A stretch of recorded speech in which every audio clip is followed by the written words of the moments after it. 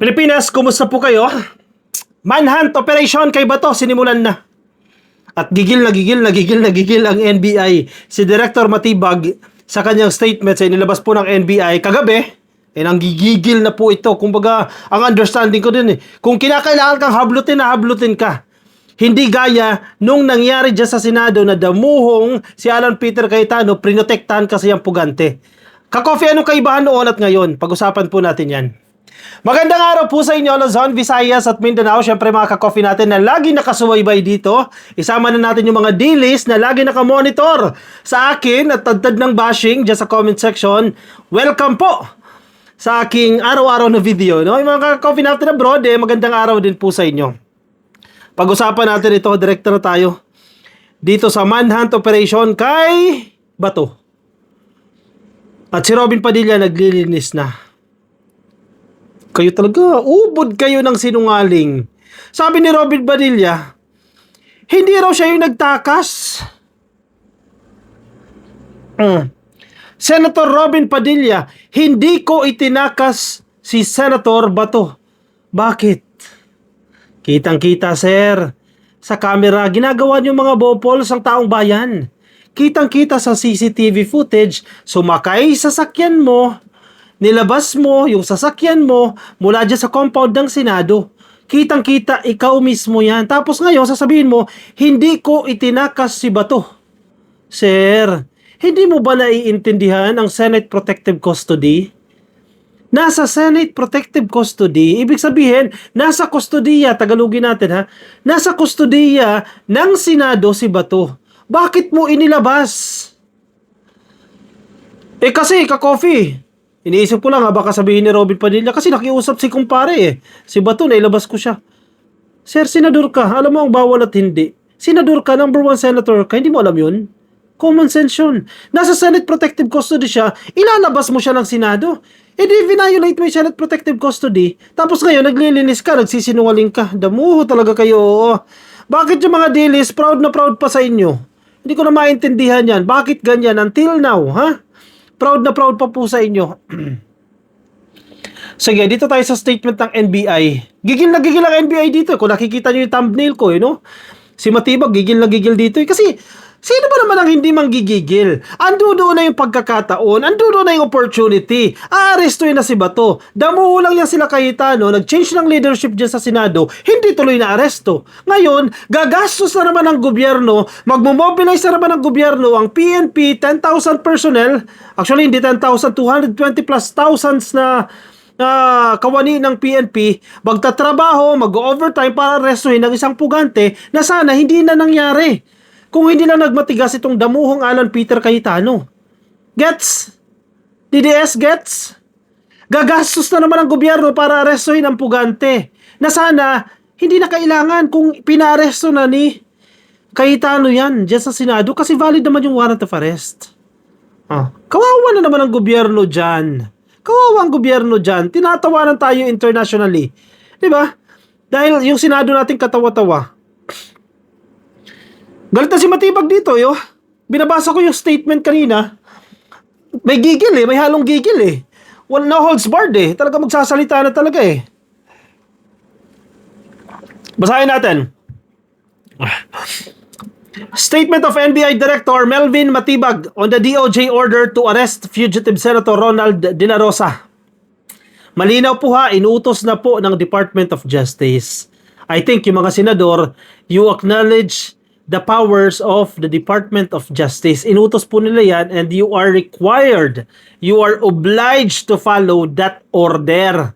As simple as that, Pia Cayetano. Hindi nyo ba nagigets yan? As simple as that, Robin Padilla, Jimmy Bondoc, Israelito Torrio. Hindi nyo ba nagigets yan? Sino ang nagtanggal ng kapangyarihan sa DOJ para hindi ninyo sundin? Aber. Sino ang nagtanggal ng authority sa NBI at sa PNP na wag nyong irespeto? You have to change or you have to create new laws para tanggalan ng authority ang DOJ, ang NBI, ang PNP. Kasi binabastos ninyo itong mga ahensya na to.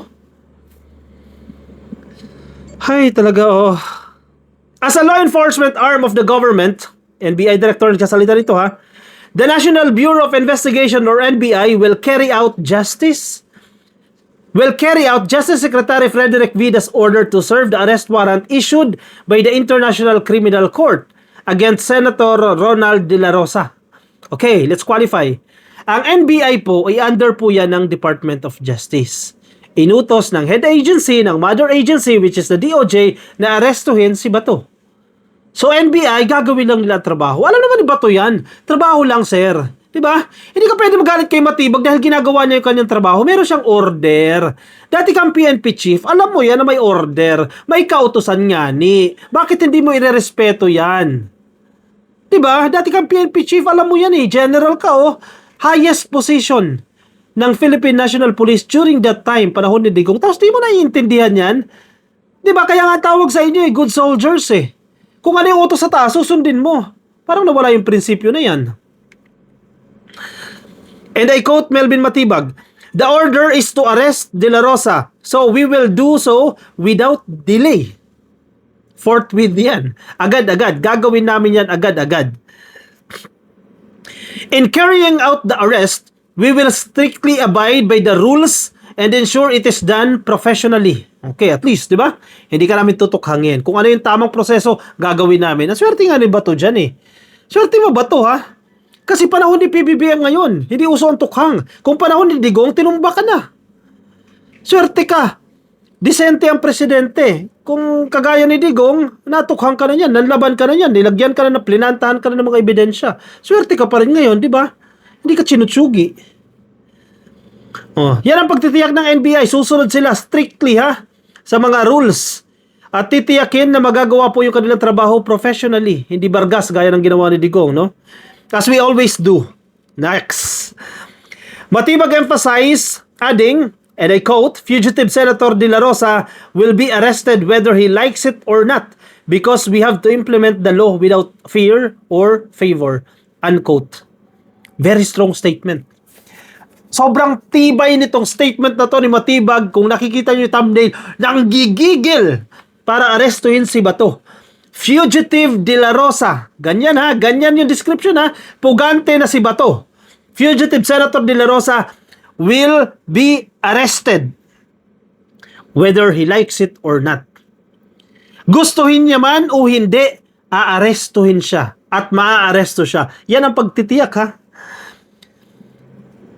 Not because we have whether he likes it or not, because we have to implement the law without fear or favor. Wala kaming kinakatakutan, wala kaming pinapaboran. Sabi ni Matibag, from the outset, the NBI has been consistent in its position that De La Rosa must be arrested based on the ICC arrest warrant issued against the senator for a case for crimes against humanity related to the Duterte administration's tukhang. Yung kanyang war on drugs kuno, no? So hindi nagbabago po ang pananaw ng NBI diyan. De La Rosa sought a temporary restraining order or TRO and or a status quo ante-order from the Supreme Court to prevent the government from ensuring the ICC arrest o ICC warrant on Philippine soil. However, the High Court denied the petition on Wednesday via vote of 951. 9 yung pabor na declined o denied, 5 ang hindi, 1 ang abstain. 951, no? Ka-coffee, bakit ano nangyari? Kasi naguguluhan kami eh. Sinabi ni Presidente, wala siyang inutos na arestuhin. Remember, di ba? Yung magulo dyan sa Senado, yung second day yan eh, yung talagang major drama dyan na nagka-shooting incident daw, etc. Sabi ni Presidente, wala siyang pinaparesto. Kasi nga ni, explain ko sa iyo nga ni ha, mga DDS na hindi makaintindi ha, nagpunta ang NBI sa Senado para arestuhin si Bato. Okay. May sinight in contempt ang Senado. Ilang agent yan? 5? 8? Basta may sinight sila in contempt. Tapos, nagkaroon po ng arrangement ang Senado at ang NBI. Diba? Ang arrangement, si Bato will be under the Senate Protective Custody. In exchange, ito po mga cited in contempt na NBI agents ay ibabalik sa NBI headquarters at doon sila ibibilanggo or i-detain or kung ano man ang term nila dyan. Okay, quits. Malinaw na po yan.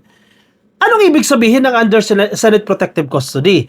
Kasi ini-insist ni Bato, hayaan nyo akong i-avail yung mga legal remedies. Ibig sabihin po, hayaan nyo muna akong umapila. Huwag niyo muna ako arestuhin. Okay, naging mabait ang NBI dyan. Kasi kung tutusin, kaya nilang hablutin yan eh. Mahihina yung Sergeant at Arms eh. Honestly ha, walang pag-sugarcoat ha. Kaya nilang hablutin si Bato dyan sa Senado. Walang kapalag-palag ang Sergeant at Arms. Kita nyo naman, iyakin, di ba? Umiyak, di ba?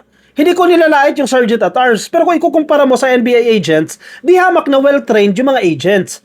Di hamak na may capacity sila na arestuhin si Bato na hablutin without fear. Tulad ng kanila sinasabing statement. Wala akong hinahamak ha, hindi ko hinahamak yung Sergeant at Arms. Real talk lang tayo. Ang punto, kayang-kaya ng NBI gawin yan. Pero bakit hindi ginawa ng NBI yan? Kasi nga nag-commit ang Senate presidency under the Senate President Alan Peter Cayetano na Senator Bato will be under the Senate protective custody. Therefore, in cases, in Bisaya na naman tayo, ka-coffee, in cases like this, na may ruling na ang Korte Suprema na denied yung kanyang request for temporary restraining order, the Senate can easily produce Bato. Hindi na mahihirapan ang NBI arestuhin kasi nga under the Senate protective custody, may batayan na para i-release. Yan yung sinasabi natin na legal remedies na gusto ni Bato. Okay, na-avail niya na yung legal remedies. May ruling na ang Korte Suprema. Wala na sila magagawa. Sana dyan kung hindi siya tinakas ni Robin Padilla. That time, nagsalita ang presidente, wala akong pinapa-aresto. Kasi wala na talagang arestuhin. Wala talaga siyang pinapa-aresto. Kasi nga nag-commit na ang Senado na under the Senate protective custody. Now, iba na ang circumstance. Bakit naman na iba ka-coffee? Parehas lang naman yan. Ganito yan nga may ruling na ang Korte Suprema. Denied po yung TRO. Yes, hindi pa po yung entire case yung decision ng Korte Suprema. Pero itong interim relief, yung agaran, yung immediate solution, hindi nag-release ng TRO. Ibig sabihin, until now, valid yung warrant of arrest. Kasi kung hindi valid yan, the Supreme Court can easily issue a temporary restraining order, which hindi nila ginawa. Gets? So, dapat isuko si Bato. Ganun lang yun. Last 4 sentences, no? De La Rosa sought a temporary restraining order, etc. Diyan sa Senado, it was denied. That's why we are effecting the arrest in the absence of a TRO from the Supreme Court, sabi ni Matibag.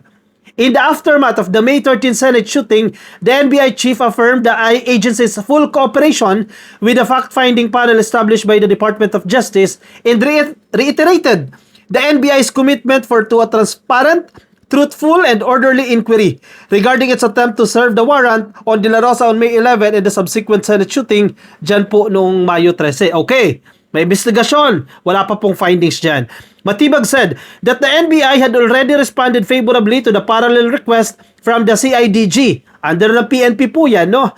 Which has since taken sworn statements from the NBI personnel deployed at the Government Service Insurance System or GSIS premises on the night of the May 13. Sabi po ni Matibag, dagdag niya, that the NBI granted the CIDG full access to all available video recordings, radio communications, and other relevant materials in its possession related to its operations from May 11 to May 13. Okay. May tinatago ang NBI? Wala. Wala kaming pake. Sige, ibigay natin lahat ng recordings. Yung mga body cameras, ibigay natin lahat yan sa CIDG. O, sasagawa sila ng investigasyon. Punta tayo sa Senado. May tinatago ang Senado? Meron. Ano sabi ni Aplaska ng Sergeant at Arms nila? O, walang CCTV footage sa area na yan, yung shooting, etc. Hindi nakunan yan. Eventually, lumabas din. Sabi ni Aplaska, the video was spliced. Putol-putol daw po para suportahan lang yung narrative. O, napahiya siya kay John Vic Rimulya. Ano sabi ni John Vic Rimulya? It was time-stamped. Hindi mo pwedeng ipresenta yung ebidensya na 24/7 na CCTV na nagre-recording without getting the timestamp. Anong ibig sabihin ng timestamp? O, punta ka dito sa hour na to. 7 hours and 30 minutes to 8 hours o 8 o'clock to 15 minutes. Ganun. Para yung investigador, baka agad na makikita nila. Hindi mo pwedeng, sabi kasi niya, plus ka, bakit splice? Sir, gusto mo ipasa yung lahat ng recordings nang hindi mo kukunin yung relevant portion? Common sense. Diba? Now, the main problem is nasaan si Bato? Ang PNP, sabi nila, they will mobilize all their team. May utos po yan. Go. NBI, manhunt, ongoing na po yan. Hinahanap na po nila. Ang challenge ngayon sa Duterte camp, lalo na sa iyo, Robin Padilla, ikaw nagtakas dyan, ikaw mag-produce kay Bato. Ikaw naman, Bato, ginawa mo yung kasalanan na yan. This is part of the due process. Then, present yourself. Diba? Prove to the court prove to the International Criminal Court na ikaw po ay inosente, na wala kang ginawang masama, etc. As simple as that. Kung absuelto ka, di pa kawalan ka. Di ba? Bakit ayaw mo? Kasi guilty nga ni. Di ba? Common sense lang yan eh. Sige, komento po ang inyong mga opinion, reaksyon dyan sa comment section para mabasa po ng iba natin mga ka-coffee. Nasa Facebook, please like and follow. YouTube, subscribe. TikTok, subscribe. I'll see you in my next video. Bye-bye.